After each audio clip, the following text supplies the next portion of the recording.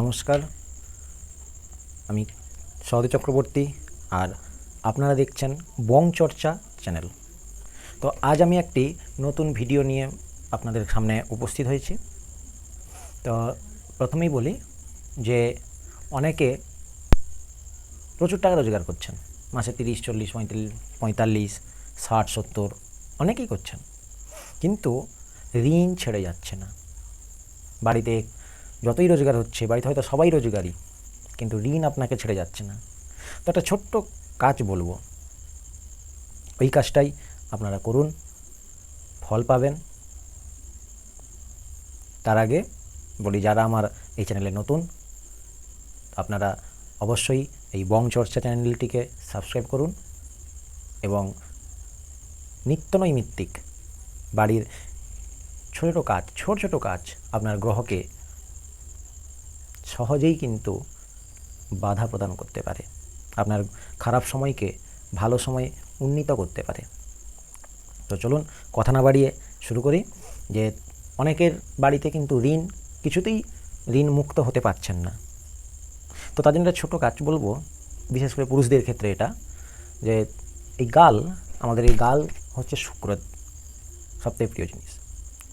গাল হলে শুক্র, আর দাঁড়ি হচ্ছে শনির। আর শনি আর শুক্র আর শনি দুজনের কিন্তু ভালো ভাব থাকে, লাইলা মজনুর মতো।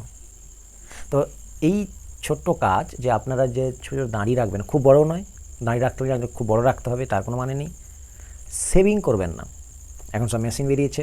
সুন্দর করে আপনার মুখমণ্ডলে যে দাঁড়িটা ভালো লাগবে, একদম বড় রাখবেন না, একদম ছোটো, যত সম্ভব জিরোতে মারা হয়, যেমন সাইডে এখন দেখি ছেলেরা সাইডে একদম জিরোতে মারে, তো এরকম জিরোতে মেরে রাখুন। এই কাজটা করে দেখুন, 1 কি 2 মাসের মধ্যে দেখবেন আপনার ঋণ কোথাও উধাও হয়ে গেছে। অবশ্যই মিলিয়ে দেখবেন। নমস্কার। তো পরবর্তীকালে আবার আরও ভিডিও, আরও সহজ সহজ উপায় আমি আপনাদেরকে বলবো, সঙ্গে থাকুন। ছোট ছোট কাজ আপনার বড় সমস্যাকে কিন্তু সমাধান করতে পারি। বড় কাজ, এই ছোট্ট কাজ। অনেকে বলে অনেক কিছু পাথর নাও, অনেক কবল ধারণ করো, না, ছোট ছোট কাজ আছে যেগুলো আপনার মিনিমাম 30 থেকে 40% সমস্যার কিন্তু সমাধান করতে পারে।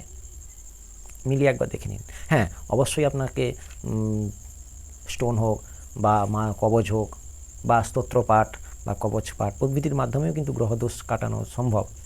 আমি যে উপায়টা বললাম, এটাতে হয়তো 100% না হলেও 30% অবশ্যই হবে। আপনি জাস্ট কাটছেন, দাড়ি তো কাটেন আপনারা, তো ছোট্ট একটু জাস্ট নিয়মটা পাল্টে দিবেন, তাতে আপনার ঋণ কিন্তু অনেকটাই মুক্ত হয়ে যাবে। করে দেখুন। চলুন, এর পরবর্তী ভিডিও আরও অবশ্যই আমি আপনাদেরকে পোস্ট করব। ভালো থাকুন।